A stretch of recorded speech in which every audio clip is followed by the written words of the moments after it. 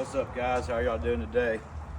This isn't videos we normally shoot. We're all about hunting and going out there. We're not trying to get clicks, views, and likes. Those are nice, but the other day somebody was asking why don't we do instructional videos, try to help people out that trying to get into thermal hunting and coyote hunting. I said, well, that's a good idea. I just don't have time to do all the video and editing and stuff it takes. So, matter of fact, I'm not going to shoot this video more than once. So if I make a mistake or whatever, you're just going to watch it, because I ain't going to do it more than once.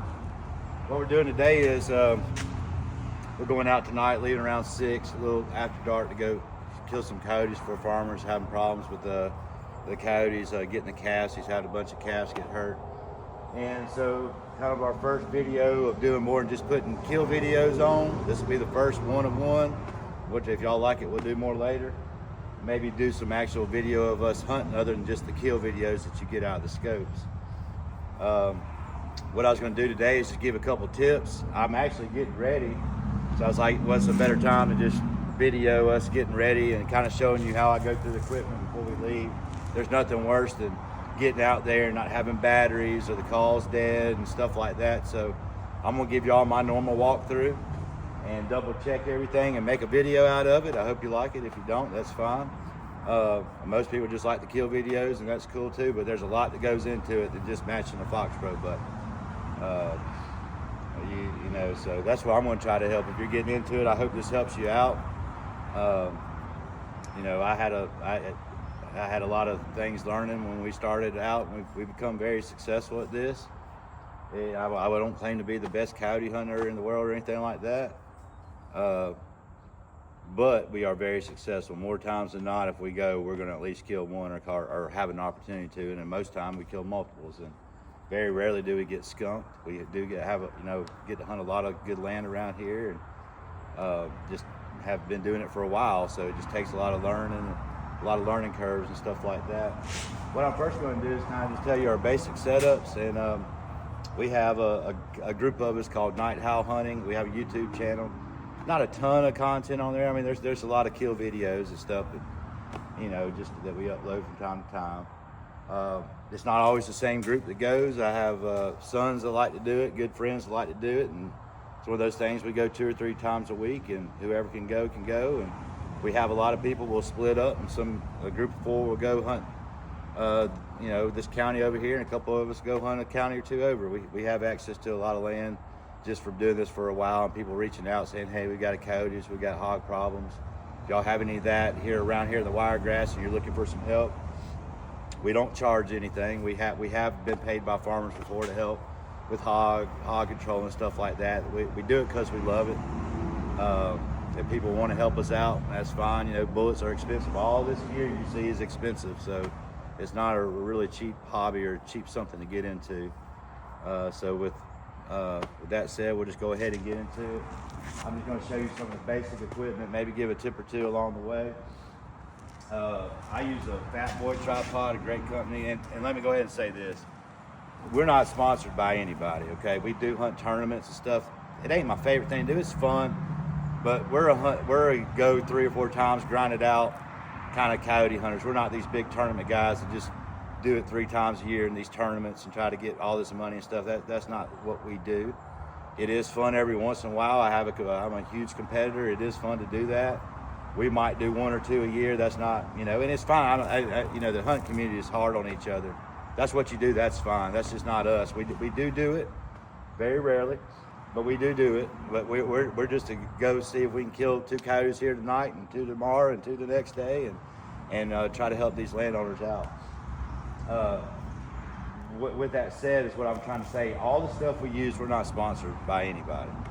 It's through trial and error. We use stuff that works. The reason we use it is because it works. It's tried and true, and we're pretty tough on our equipment. So if we use it, it's reputable. You know, we didn't start out this way. I started out with the cheapest stuff possible, and it didn't last long. It didn't work very well, and it's one of those things that I'm not going to down anybody. If you know, I mean, you are where you are. You can get what you can get. My only advice is if you're just getting into it, start off small and work your way. You ain't got to have the best equipment to go out there and make memories and kill coyotes. It helps, but you don't. You know, I didn't start out that way. I started with the cheapest thermal when they first come out. It's $700, and half the time I couldn't even use it because here in South Alabama, the humidity, you know, at night there's fog. I mean, it was just a paperweight. Now if it was good conditions, I mean, it killed a lot of coyotes, but a lot of nights I was unable to use it. But you know what? I got out there. It gave me the tick to get into it. It gave me the love for it. It gave me the love for coyote and hog hunting. So if that's where you're at, don't just not do it because you can't have the best equipment. You got to get out there, get your feet wet, and do what you can do. So keep that in mind too. It's better to go out there with less than par equipment and still make the memories and enjoy the friendships and what coyote and hog hunting's all about, and just the night hunting thing in general, because night hunting is just a so cool part, extra cool part of hunting. That I've been a deer and turkey and hunter my whole life, and it's just different. It's different. There's a lot of positive things to it, and it's just a different kind of beautiful at night, peaceful. My neighbor, Mr. John. So let's get into it. I don't want to drag this out too long. My setup here is a Fat Boy tripod. I absolutely love it. Having a couple issues with it, but the good thing is they stand by their equipment, and I put it through heck. So that's not their fault. That's my fault. I take care of my stuff, but it's also, you know, it's put through. I got to replace a leg right now and something. But like I said, they're such a great company. They're full warranty, lifetime, no questions asked. They've got it in the mail already. This is a Daniel Defense 223. I love this gun. We can use dead air suppressors. I do. I mean, most of us use dead airs. There's a lot of good stuff out there. I use these at work as well, so I'm just accustomed to it, and I like them. They're durable. I prefer the IRA Hybrid 75. This scope right here. I know there's high definition 1024s out there, and I'll never knock any kind of equipment. I also have a backup gun with the Pulsar, and I love my Pulsar too. This is my go-to everyday scope because, you know, I'm sure there's a better resolution out there and or whatnot, but I can't imagine ever being in any kind of conditions where this scope isn't going to get the job done. At the end of the day, it's just going to get the job. Plain and simple. Little tip I'll give you too is most people, you know, probably hunt with the 30 round mags, and you know, if you're going to run into 80 hogs, that's one thing. I mean, you know, but you're probably not going to get to shoot 30 rounds at the end of the day. I will give you this little tip. It helped me out too. I prefer the 10 and 20 round mags only because when you are hunting at night, as you'll see here, I mean, you can move this, but I like it where it's really close and where this is at. So I prefer these smaller magazines. So when you're spinning and scanning, you don't have the problem of it hitting the leg. I mean, I don't care. I've been a lot of times had the 30 mags in or when I used to use them, and they would always make noise and clang, and I'd always run into the, you know, scanning if I had to scan back or whatnot. So I've just got accustomed to using the smaller magazines. I mean, very rarely are you going to get off more than 10 shots on a sit. You could, but you usually have several buddies there too. So I doubt everybody in your group of 2, 3, 4, 5, however many people you hunt with, I doubt everybody's going to be able to shoot 10 rounds on a set. We caught up 6 coyotes the other day. It was awesome. But I mean, the most I shot was 3 times. So, you know, it doesn't hurt to have a backup in your pocket in case you need it, but I do prefer smaller mags. We use Fox Pro. Lucky Duck's a great brand too. I've always used Fox Pro. Even when I was younger, I had cassette tapes and crow hunted, and that's my brand for me.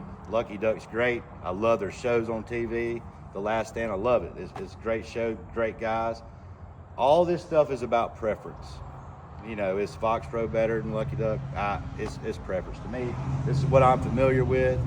My lovely, beautiful wife got me the X360 for this Christmas. I've been wanting it for a long time. You know, it's supposed to come out 3 years ago. Nevertheless, I actually respect Fox Pro because instead of putting out a product that, you know, that all the kinks weren't worked out, they waited till all those kinks were worked out before they released it to the public. I respect that. It really stunk for people like me that wanted it every day. When's it going to come out? But you have to respect companies that you know, that'll take their extra time and make sure that the equipment's right before they give it out to the public. I also, I see stuff online all the time about, is the Shockwave better, X-Wave, X360, X24, they all kill coyotes. The key to killing coyotes is the person on the call, knowing what time it is, what sounds to use. You can never use anything other than a rabbit wherever you go. And if you hunt 100 times, you are probably going to kill a coyote or two or several or a bunch. The thing is most people don't understand, they don't have endless opportunities to properties. And the more, every time you go out there and use a sound and you're not successful, you've educated that coyote. I have some of my favorite rabbit sounds, and they have killed so many coyotes, but I very rarely use them. I find myself keeping that in my back pocket on a property that's been hunted a lot, or we're just going through a long string and not killing anything. If nothing else is working, if I feel like I've ran through everything in the call and nothing's worked, then I have a couple of sounds that are tried and true and that I keep. But it's tough not using sounds that work, but you have to remember to be patient. Be patient. Every time you go out there is a learning experience. I see online all the time on Facebook, all these coyote hunting. Thermal hunts got so popular. What sounds do I use? If anybody just says a sound, that they're giving you the wrong answer.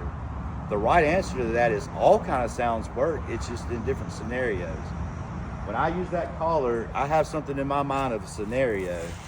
And Tory Cook and Fox Pro and all those guys, MFK, Tory Cook, and all those guys are great, man. You can learn a lot of stuff listening to their podcasts. They're awesome dudes, man.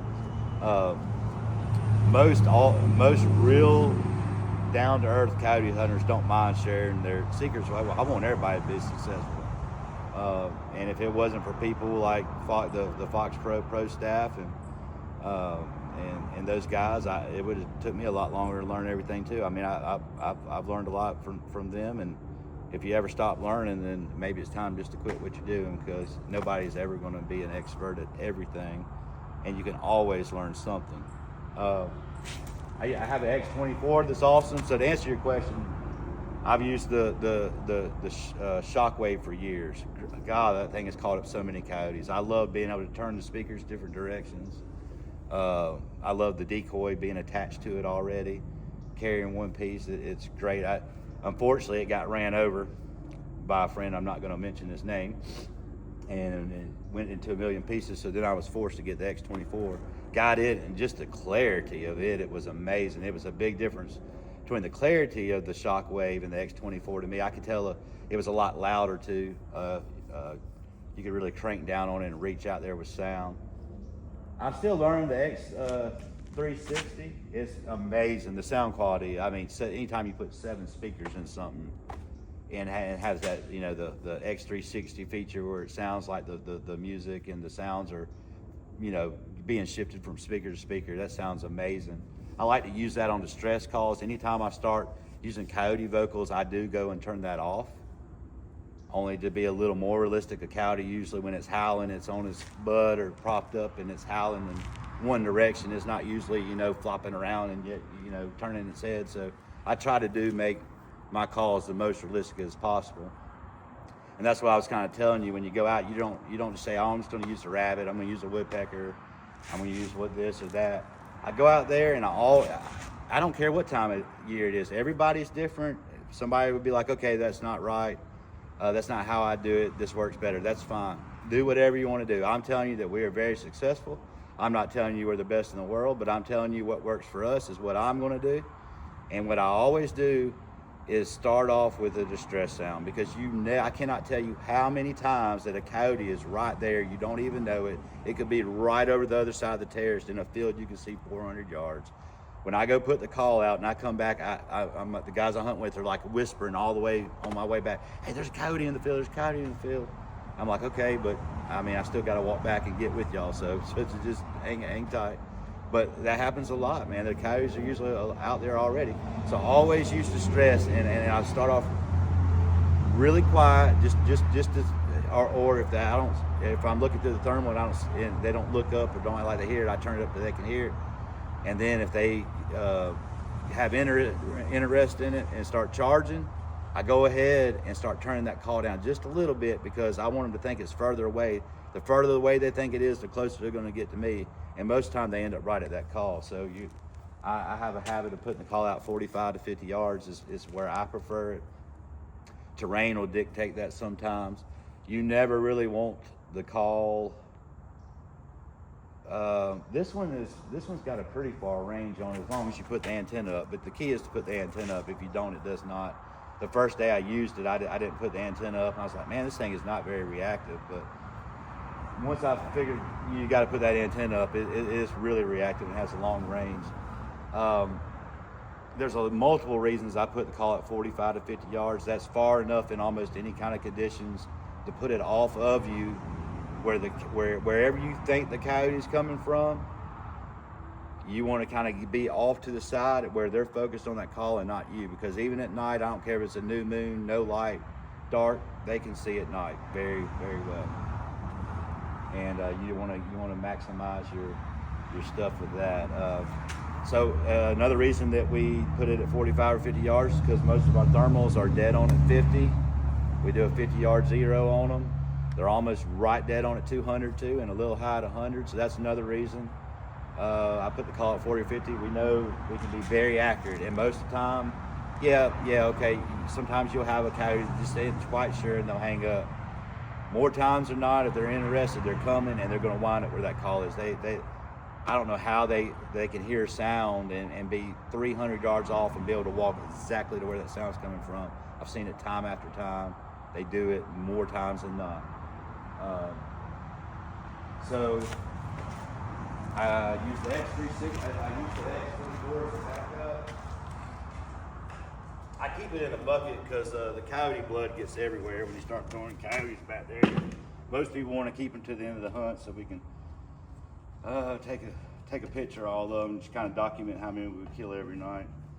This is the X24 Drake call. Love it. And right now I'm just using this as a backup in case we were to get out there. There's a malfunction. Well, a lot of times we'll get in this buggy right here and we'll leave this house and we're liable to go 70, 80 miles back roads and dirt roads and wind up. So you get out there and you turn your call on. If you got to charge it or have a malfunction, always, if you can, have a backup. I mean, if you're going to take the time to go out there and do it, take the time to pack extra things you need. You know, we only have so long to coyote hunt, especially if we go during the week. We all have normal jobs. You know, it takes a toll on you. Hunting 2 or 3, 4 in the morning and getting up at 7, you know, to go to work. But I mean, if you love it, you do it. But my whole point about that is, if you're going to do it, take the time to take all extra gear, extra magazines, extra batteries. Make sure as soon as you get back from the hunt the night before, the first thing you're doing is going and putting your batteries on the charger, your hat lights, your scope light, your scope batteries, your Fox Pros. That's the first thing I do. I don't go in and go to bed, no matter how tired I am, to all that stuff is plugged into a wall and charging for the next hunt. And usually when I wake up that next morning, they're all charged. I take them off and they're ready for the next time. Let's see, what else can we do? I will do this, and then I'm sure y'all probably getting bored, and we're going to back up this video. We are going hunting tonight, so this will probably be, we'll use this video if I can figure out how to add all of those. I'm not tech savvy. We're going to use the videos that from tonight that when we go hunting after you watch this. So after this little tips and showing you how I go through everything, make sure I got everything, then we'll hopefully have some luck tonight, and you'll see those videos here shortly. Hunting at night can be pitch black dark. We hunted the other day on 2 days prior to a full moon, and it was daylight at midnight. I mean, you literally didn't even have to look to the thermal. You could look across the field and you could have seen a coyote running through that field with your bare eyes. I say that to say I don't like hunting at night when it's bright light. It's too hard to hide, folks. We have so many people that are interested in going with us. We went a while back and had 8 people. It's really too much. I don't mind doing it every once in a while because I like people getting out there that never experienced. It's awesome to see that smile on their face when they see that coyote come up to that call. I love it. I wouldn't take that back for in the world. I try not to make a habit of going with that many people, but every once in a while it's fun and it's fun. I love to introduce people to it.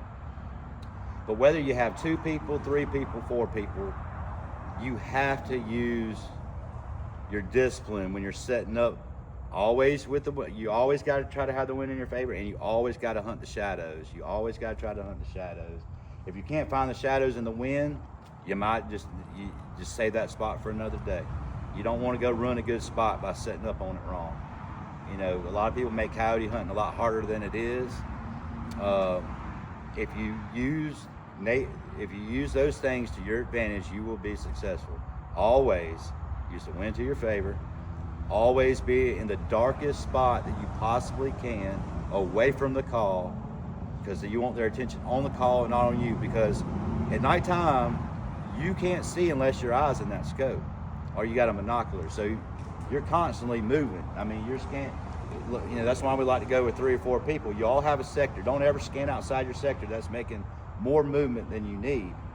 The guy on the far right, he has a certain sector.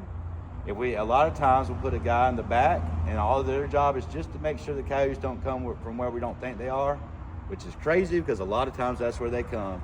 The guy in the back thinks they're getting a crappy job, or they're facing the opposite way from the call. The guy ends up being really successful a lot of times. When the other guys, you know, coyotes are just like that. They will come from some of the places you just don't think they're going to come. But to finish my sentence on the thing, when you are hunting, hunting at night is very dangerous. So whoever you hunt with, you make sure you know them. If you don't know them, and make sure that, you know, gun safety, make sure the safeties are on. Make sure when somebody's going out to put the call, all safeties are on the gun. The guns are pointed away from that. All it takes is one accident to turn in an awesome hunting experience into your worst nightmare. And we've had some close calls. I think if you hunt long enough, you will. I'm not proud of that. I think anybody that's gone out there and done it, I don't care how experienced a hunter you are, you could trip and fall and a round go off or whatever. But where I've seen most people get in trouble night hunting with thermals is, you know, you're going to be using a tripod. This thing moves, right? And a lot of people hunt with more than one person. You got a person to the left and a person to your right. If you're in the middle, you've got to be really, really, really aware of your surroundings. And let me get this right. All right. You got to be aware of your surroundings and know if you're in the middle, well, I have from this tree to that tree. And guess what? When I get to here, I got a guy to my left. There's no need for me to go further. If a coyote or a hog comes from that way, he's going to tap me on the leg and say, hey, I got one coming from my way. Don't over scan. When you're hunting with people, you scan your area, that's it. I've seen several incidents where there were hogs out there, right? And people lose their mind, like where they're at and stuff. When you hunt with multiple people, you got to know. You shoot a hog, and guess what? They all start running to the left. Everybody's swinging to the left. Well, it's dark out. All you see in this scope isn't picking up right here. You know, and you got somebody to the left, and the hog, and you're concentrated. You got tunnel vision. The hogs are running, and you're scanning. All of a sudden, you start shooting. Well, guess what? That guy's back's probably right here. So when you start hunting with people, you just be. Safety is the main thing on any time you're using anything with guns, and I don't care if it's unloaded, loaded. They're all loaded. They're all loaded. If you never point this in right here at a human being, you won't ever shoot a human being accidentally, because it's never pointed at one. And that's what you need to keep in mind. You're walking up to a field to scan. You're carrying all the Fox Pros, your guns, your tripods. Well, you know, you're walking with a group of 3 or 4 people and somebody's in front of you. You don't need to be the one scanning that field you're walking up on. The guy in the front, take his tripod, let him have his gun or monocular. We don't really have a monocular we get to use a lot. So our scanning's with our guns. I just don't need one extra thing to carry. I've got my hands full. Dedicate one person as you're going to your hunt spot in the field. Like I said, because most time coyotes are out there a lot already. Take his tripod, carry it for him, let him go up in front of the group. He's the only person scanning. when you're going into a field, let him scan. Everybody stay behind. Be quiet. Take your time. There's no need to rush out there. Just be slow, steady, and don't make a lot of noise. A lot of people run the spots before they even get there. We very rarely hunt very far from this thing because we carry so much equipment. But the lights are off way before we get to our spot. Opening doors. We don't worry about closing the doors. It ain't gonna hurt anything to leave them open. We get out, get as quiet as we can. We put one person out in front of us, let them scan as we're going into our set. Make sure nothing's out there. Let's scan in every direction before we, get out there where coyotes or hogs or something can see us. And then once he gives us all clear, if he says a coyote's out there, well, guess what? We go ahead and set it right there. I put the call 5 feet out in front, and we just try to get them close enough to shoot instead of going out there and spooking them. If nothing's out there, then you go do your normal set. Everybody's set up, be quiet. Give it about 5-10 minutes to quiet down as the person's going out and putting the call. And then when he gets back and everybody's set, you go through the line, make sure everybody's good to go, and then have at it and kill a bunch of coyotes. I hope some of this has helped y'all. Feel free to message me if you have any questions. I can't tell you how many phone calls we get about scopes, which one's the best one, and what kind of ammunition we use. I will tell you that real quick. This is just Brad Watson. I shoot 2 different kinds, and the reason is because I can't always find one or the other. I can usually find one or the other, but sometimes I can't find one, sometimes I can find the other. But I prefer, and they're very similar. I prefer the Remington AccuTips. Got a brown ballistic tip on them, the 55 grain, or the Hornady VMAX 55 grain, and I always keep a bunch of them or whatnot. So. Hey, that'll help y'all out, and I hope y'all get to see some kills later tonight. All right, guys, the whole crew's here. I think the buggy's loaded up. I hope we have some good kill shots, videos to show y'all tonight. Introduce y'all to the crew real quick. If I can figure out how to flip this camera. No, I done told them I ain't good with videos, so I ain't editing nothing. They can just Big Josh is ready. Y'all gonna see him in a lot of videos. He's funny, big complainer. I already introduced y'all to Steven. Got everything, the buggy and everything loaded. Tripods, let's do a check. Backup call.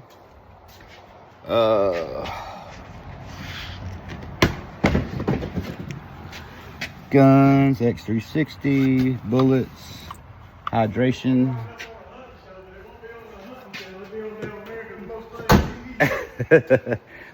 There's always one in the bunch. You see how he is a complainer.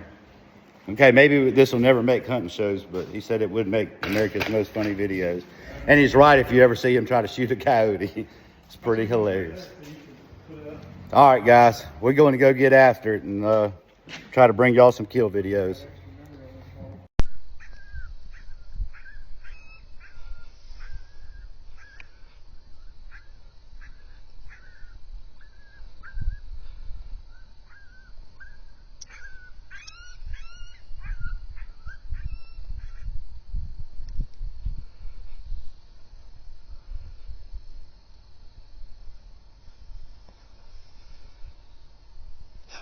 That one's really interested. They're splitting up. Alright,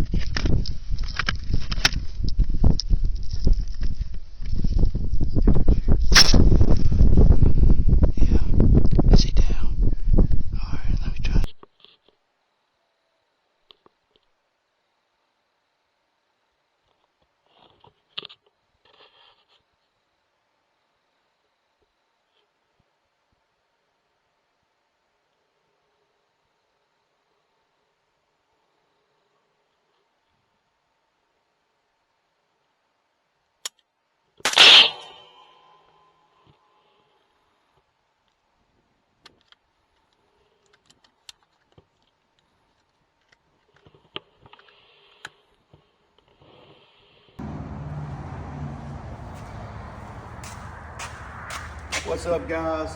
This is going to be just some things I left out of the first tips and tricks. We'll probably put these in the middle of the kill videos if we're lucky enough to get some kill videos tonight.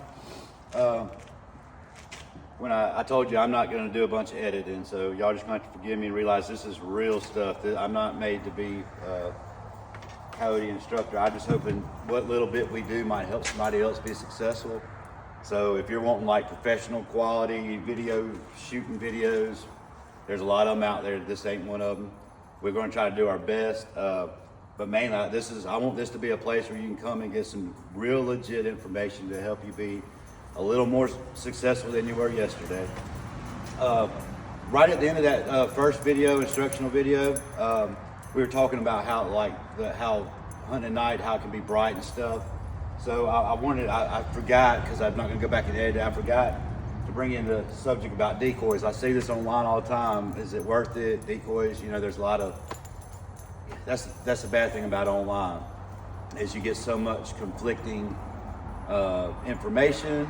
It might not work for some people, it might work for some people, but this is what I want you to think about. Every time you're coyote hunting, and I was telling that the importance of using scenarios in your call sequences and stuff like that. Any little thing you can do to give yourself an edge, coyotes are so smart, do it. It's just real simple. I will most of the time have some kind of flicker. The X360 has 2 of them on there, so I don't have to take a bunch of extra, but like I said before, it never hurts to have extra in case something's broke or whatever. The main times that I have seen decoys really work and really, it never hurts to have a coyote out there if you're doing coyote vocals. It's something they can see in the distance. Anytime you can put a sight with a sound, it just helps. But when I mainly use it is on bright nights. And it's more or less about the decoys than more, it's more about taking the focus off of us. So if it's bright outside and we put this decoy out there near the collar, I'm hoping that they're more focused on it than us moving and it being bright. So if that helps, I've seen it work a bunch and I've seen it not work, but anything you can do in your favor to help will be good. Guys are starting to show up, and hopefully we're going to have some successful hunts. I'll introduce y'all to them later in the video. And like I said, we have a bunch of different people that hunt with us from time to time. It's not always the same people. This is Stephen Hines right here. Come introduce yourself, Stephen. He's a good buddy of mine, and he hunts with us quite frequently. He has a bunch of his own property that we slay coyotes at every time we go. I mean, that's a given spot every time we go there. We don't go there a lot because we don't like to overcall it, but that's if we're in a bad rut, which doesn't happen a lot, honestly. We very rarely get skunked. It can happen to anybody, but just might not be your night. But we, having a tough road things, we always know we can go to his property and we're gonna see a coyote. We're waiting on Big Josh to get here, and I hope that last tip helped you out. Sorry for the blood. People don't like blood, but that's what happens when you're around killers.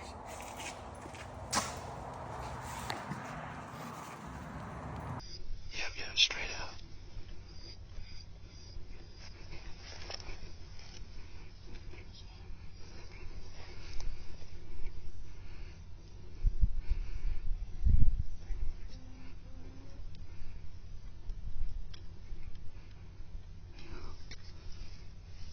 Stop.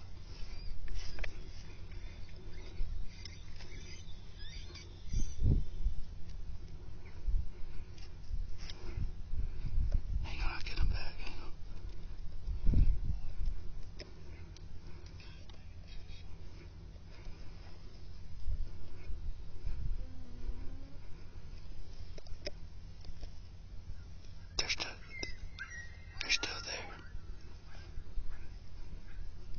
Here it comes.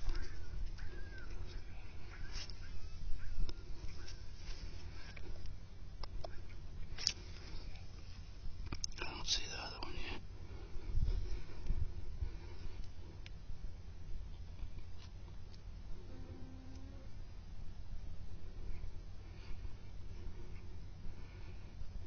You see the other one, Steven?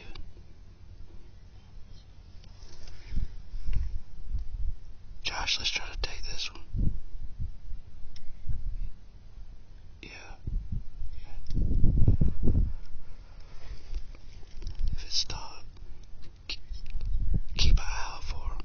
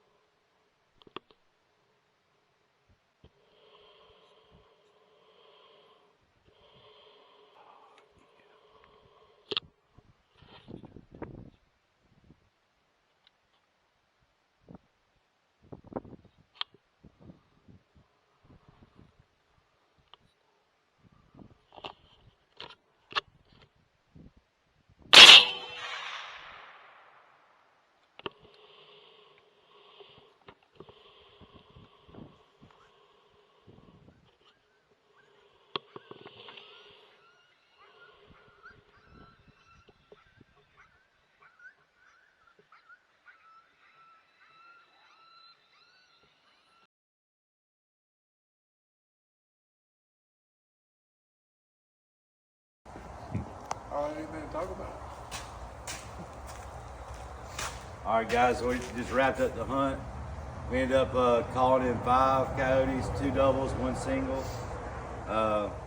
We killed both males out of the doubles. The females were too smart, I reckon. Tried to call them back, didn't get them back. The last video that you would have seen, we pulled up and the coyote was already out in the field with a bunch of cows, and it wouldn't give us a shot. We didn't feel comfortable taking the shot with all the cows out there. And when I had a clear shot, the other guys didn't, and vice versa. And hope y'all enjoyed the hunt. Y'all want to add anything? Had a good time. It was a good time. We should have had more than 2 coyotes, but it's hard to complain about a 2 coyote night. I think we were out there from 7 to 11, Yeah. about 4 hours. So calling in 5 coyotes in 4 hours ain't bad. And you know, when you call in doubles, a lot of times you just don't get that second coyote. Sometimes you do, sometimes you don't. But just you got to get what they can take you sometimes. Hope y'all enjoyed it. Catch you next time.